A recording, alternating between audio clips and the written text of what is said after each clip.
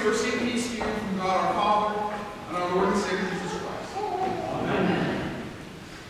This is the fourth Sunday in the season of Lent, which is sort of the hump day of Lent.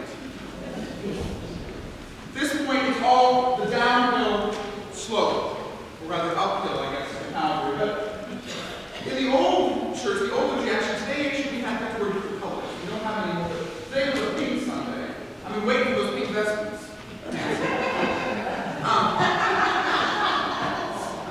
This was the halfway point, a day of refreshment. It was called a day of a slight bit of easing up and rejoicing, because we knew that at this point we were halfway to Easter, and that we, while journeying on through Lent, know that on the horizon is the joy that is to come before we hunker down for Good Friday. In England, actually, this is Mothering Sunday, which I think is really quite interesting. It's a different version of Mother's Day.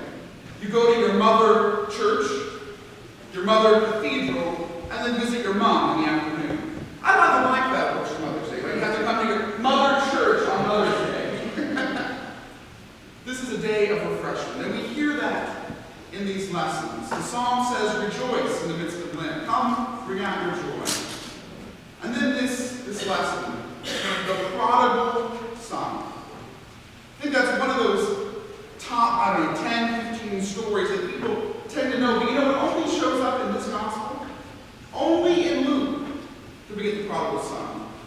So potent is this story that even though it has but one appearance, we seem to know it so well. The prodigal son. So I have a little confession on me. I've been hearing for 29 years the story of the prodigal son. I've heard this a million times. I have 3 theological degrees, but I've never actually looked up the word prodigal meant. I had a general idea, but you know what? I'm not 100% positive what prodigal means. I think I have an okay vocabulary. Maybe you all do, but I didn't, so I looked it up. Here is the definition. Spending money and resources freely, recklessly, wastefully extravagant. I'll read that again. Spending money or resources freely, recklessly, wastefully extravagant. Isn't that a great term phrase? Wastefully extravagant. The story of the prodigal son. And boy, is he wastefully extravagant.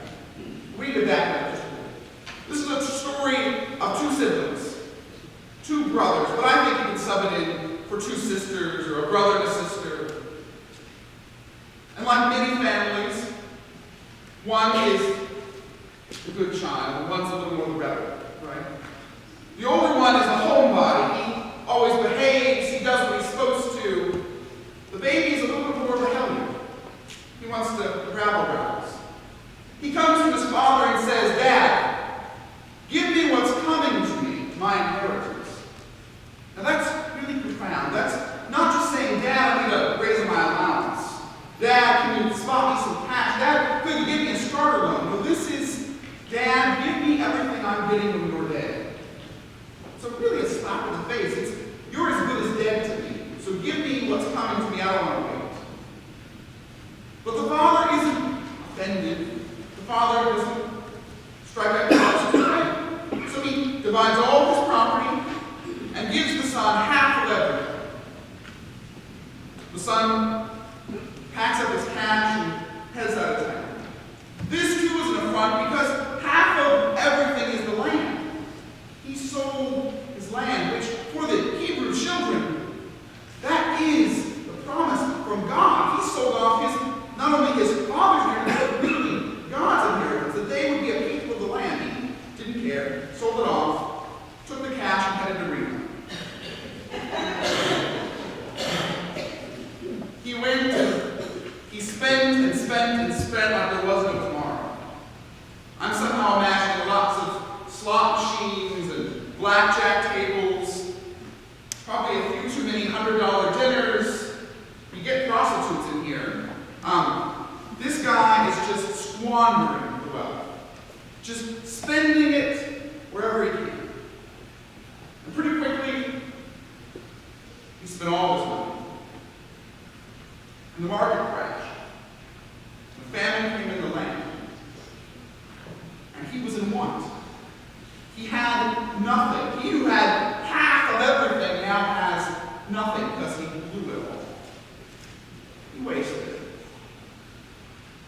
And so in his need, he decides he's got to get a job. And the only place he gets a job is working in this foreign country, a citizen there, as a hired hand. And he gets the job of keeping the pigs, which for a Jew is about as low as you can get. Even for a Gentile, it may not be high because of things. But he's keeping the pigs, the dirty, forbidden animal. He is about as far from his heritage as he can. And even there, while tending the pigs, serving up the slop, he says, if only I could eat what they're eating. Yet he has nothing. This guy has hit rock bottom because he's coveting what a pig is eating. And then it strikes him. It says, the wonderful line, he came to himself. It's not he had a bright idea. Really, he realized who he was. Right? He was better than this. He came from something more than swine people, hog slop operator. And he says, I can't go back as a son, but even the slaves get more than enough, so much better than I'm getting. I'll go back. And I'll plead and I'll confess, and maybe my father will take me back, not as a son, but as a servant, a slave. But that'll be so much better. And he works it out, and he says, I can see him traveling the whole way, working on his confession. Father, I've sinned against heaven and against you. Father, I've sinned. I don't deserve to be a servant, but your son, but make me a servant, make me a slave. I see in the whole journey of my head working this out. And then there's the Father. That forgiving, agreeable Father who'd given him everything when he said you were like dead to me. It says the Father saw him far off. While the Son was still far away, the Father saw him and ran to him, embraced him. And the Son immediately begins his rehearse, Father, I've sinned against heaven and you, but the Dad cuts him off.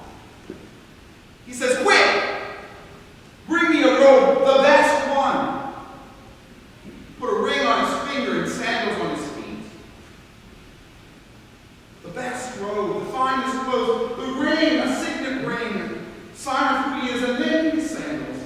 There was a great little insight I got yesterday on Facebook from one of our African-American pastors. She wrote, I've seen that line so many times over the years in the prodigal son, and I get the importance of the robe, and the importance of the ring, but the sandals always seem around like a throw-in for the whole combo deal. But then it struck her. Slaves don't wear shoes. Slaves don't get shoes. That spiritual, from our own sad history of slavery, has, I got shoes, you got shoes, all God's children got shoes. When we get to heaven, we're going to walk around. I got shoes. Walk all over God's head. The Father puts the best robe on him, the signet ring on him, puts shoes on him because he's restored not as a servant or as a slave, but as a son. And the Father says, kill the fatted calf. Declare a holiday. This is a celebration day because this son of mine, which was dead, is now alive. He was lost, and now is found. The story could have ended right there. Beautiful, right? A wonderful return home. But it's not. It doesn't end there. It's more complex. Because there was that other brother